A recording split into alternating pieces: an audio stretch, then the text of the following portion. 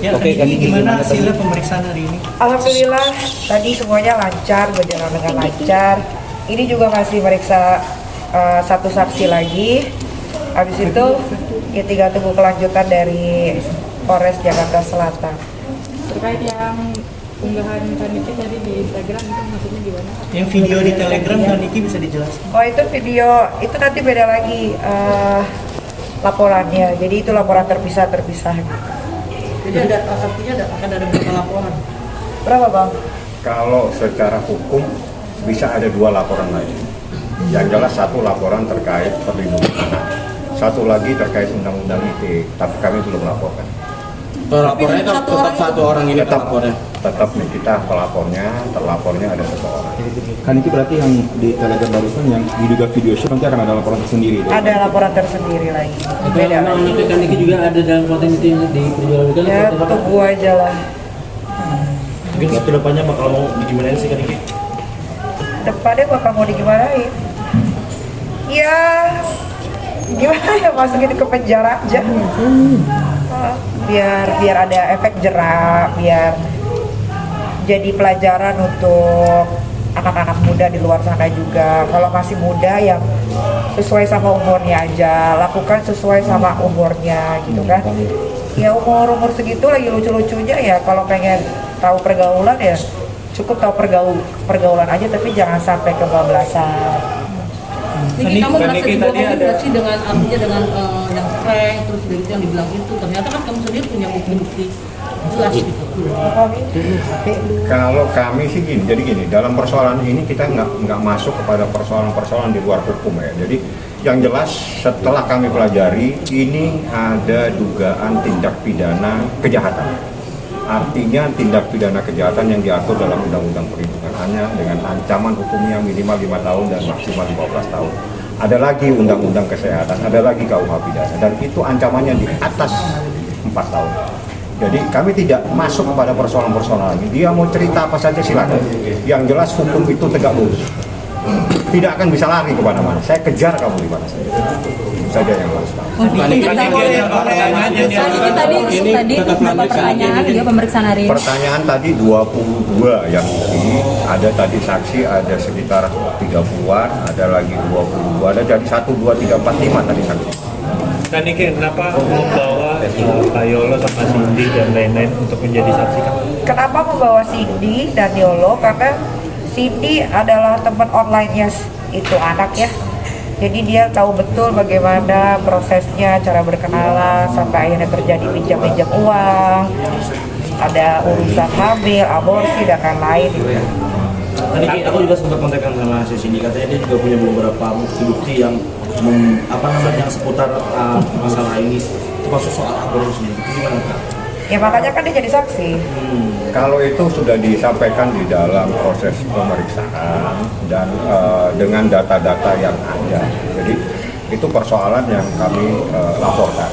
Jadi saksinya itu adalah saksi-saksi yang tahu persis persoalan. Jadi Cindy yang tahu dan yang lainnya adalah saksi-saksi.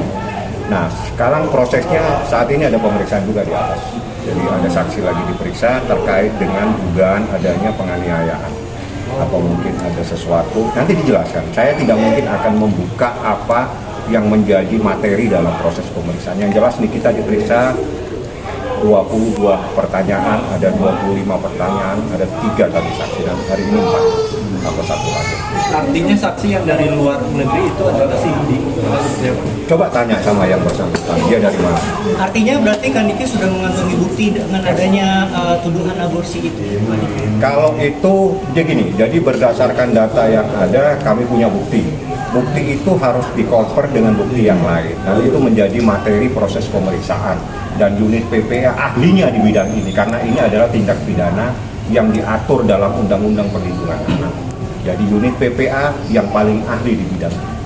Bagaimana dalam memproses dugaan terkait tindak pidana ini. Karena gini, apapun yang terjadi ini ada anak di bawah umur dan tunduk pada Undang-Undang Perlindungan Anak. Anak yang di bawah umur menjadi tanggung jawab orang tuanya, sehingga orang tuanya punya hak untuk melaporkan. Dan ini pembelajaran buat semua. Jangan takut membuat laporan di kantor polisi untuk melindungi anak sendiri. Begitu nih ya. Niki ke depan mungkin akan mendampingi LM lagi secara langsung atas kasus ini kan Niki? Ya pasti kalau diminta ya pasti hadir. Kalau diminta pasti mendampingi. Tadi kan sebagai bukti, misalkan selama ini kan Kak Niki dibilang nggak peduli anak segala macam, tapi jadi bukti akhirnya Kak Niki sebenarnya sebagai ibu punya insting juga untuk melindungi. Kalau nggak peduli itu nggak mungkin dari bisa hidup sampai umur 17 tahun gimana sih? Nggak ngerti gue. Sejauh ini LM udah ada komunikasi ke Kaniki. LM tuh apa? Oh nggak ada. Nggak usah hubungin lah, nanti aja di sini bentar lagi kan juga dipanggil. Tadi kan terkait pinjaman uangnya sering meminjam uang. Mungkin ada laporan kah yang masuk ke Mimi sendiri terkait pinjam meminjam uang senilai? Ada, tapi itu bukan hal yang penting lah ya.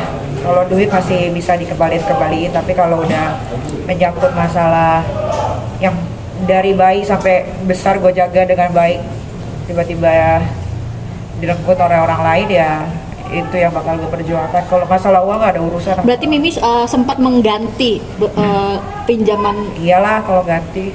Berarti duit mah nggak seberapa, Bo. Ya, berarti Kaniki kemungkinan kedepannya juga akan membuka kembali pintu maaf untuk LM. Kalau misalnya minta maaf seperti apa? Iya. Gini. Kalau seorang ibu, Anda tanya kepada semua orang itu, pasti akan memaafkan anak. Apapun yang dilakukan oleh anak, pasti akan dimaafkan. Tapi persoalan hukum adalah persoalan tersendiri.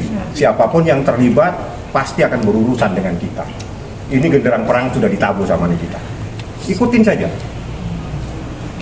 saja ini mana. Ini tidak main-main. Pasal ini kita lapis-lapis untuk melindungi seorang anak yang berumur 16 tahun. Ingat pada saat kejadian umurnya baru 16 tahun, sekarang mau 17 tahun. Itu adalah anak yang harus mendapatkan perlindungan dari orang tuanya. Jadi ini adalah tindakan seorang orang tua untuk melindungi anaknya. Ini bukan main-main. Tidak gampang Niki datang dari rumahnya membuat sebuah laporan. Kalau dia tidak sayang sama anaknya, dia tidak berdiri di sini. Itu yang harus dipahami. Oke. Nanti kan Mengingat akan ini kan dipanggil nih, Bang. Pasti dipanggil. Siapapun yang terlibat pasti dipanggil oleh Nah, polisi. itu kan harus ada pengawasan orang tua atau keluarga. Ya, ini orang tua. Kaniki kita nanti akan Ada. Ada, ini kita yang ngawasin. Ada. Teknis itu. Oke, Kaniki ini kan terkait juga anak di bawah umur. Apakah nanti akan meminta bantuan dari Komnas Anak atau Nggak perlu, nggak penting. Komnas anak-anak itu nggak ada kerjaannya dia. Ini jelas tadi kejadiannya di mana nih? Nggak tahu. Bantulah. Kaniki mungkin kalau boleh tahu saksi yang dipegang ini apa aja mungkin? Itu materi pemeriksaan. Sekali lagi saya katakan, itu menjadi bahan yang ada di atas. Kalau semua materi saya buka di dalam ini, kami tidak etis secara etika. Karena ada hal-hal, apalagi terkait dengan undang-undang perlindungan anak itu sifatnya harus tertutup. Tidak boleh semua diungkap. Yang saya beritahu saja, ini adalah kejahatan. Ya. Dan ada ancaman minimal 5 tahun, maksimal 15 tahun. Kita juntukan dengan undang-undang kesehatan, kita juntukan dengan pasal KUH pidana. Jadi seperti itulah pasal-pasalnya. Materinya tanya di atas. Kalau atas menjelaskan, itu hak mereka. Saya nggak punya. Oke. Paham ya? Kalau misalkan nanti ketemu sama Loli bakal ada yang disampaikan nggak? Tanya ke lawyer. Bang, makasih. Udah, oke. Ini nggak pakai yang di IG itu yang Kalau mau jelas, keterangan saksi tunggu sebentar lagi tuh. Oke.